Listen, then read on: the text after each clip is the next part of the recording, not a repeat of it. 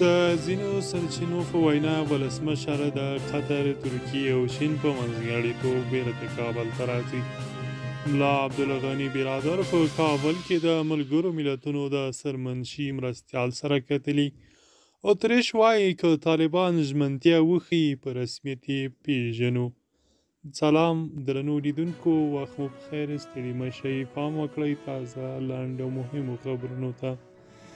د ځینو سرچینو په وینا ولسمشر د قطر، ترکیې او چین په منځګړیتوب بیرته کابل ته راځي او په راتلونکي نظام کې به د افغانستان د اقتصادي تګلارې او ستراتیژي مسؤل وټاکل شي.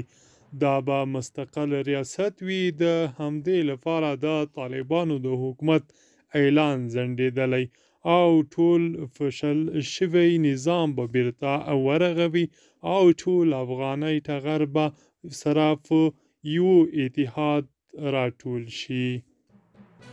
ملا عبدالغني برادر په کابل کې د ملګرو ملتونو د سرمنشي مرستیال سره کتلي.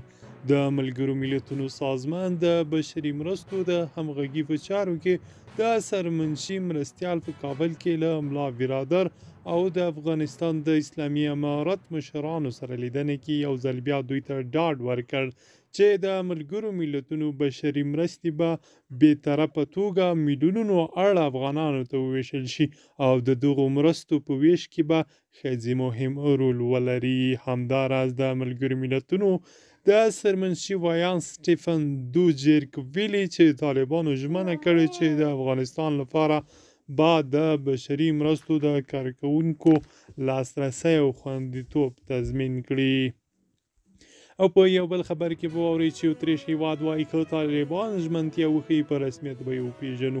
د اتریش د بهرنیو چارو وزیر الکساندر شالبرګ ویلي چې دوی تر اوسه پورې د طالبانو د رسمیت پیژندلو په اړه پرېکړه نه ده کړې، خو ټینګار یې کړی دی چې که چیرې دغه ډله پر خپلو ژمنو عمل وکړي نو په رسمیت به وپېژندل شي. دومره ګران کار نه ده. دوی ویلي دي چې رسمیت پیژندنه با اتمن دوی به طالبان په رسمیت پیژني. هغه زیاته کړې چې که چیرې طالبان بشري حقوقو، د بیان ازادۍ او د بشر نورو اساسي حقوقو ته درناوی وکړي نو دوی به هم په رسمیت وپېژني. نوموړي دا څرګندونې وروسته تر هغه کوي چې پرون د اروپایي ټولنې د بهرني سیاست مسؤل جوزف بورل هم د طالبانو لوري د یادو شویو شرایطو د عملي کولو په صورت کې د طالبانو په رسمیت پیژندلو خبره کړې وه او ټینګار یې کړی و چې دوی به د افغانستان سره خپلې مرستې 4 برابره ډېرې کړي او دغه راز به کابل کې خپل استازولي هم بیرته پرانیزي. د پښتون غږ درنو لیدونکو، دا و د دې ساعت لنډ او مهم خبرونه. د ملتیا مو مننه.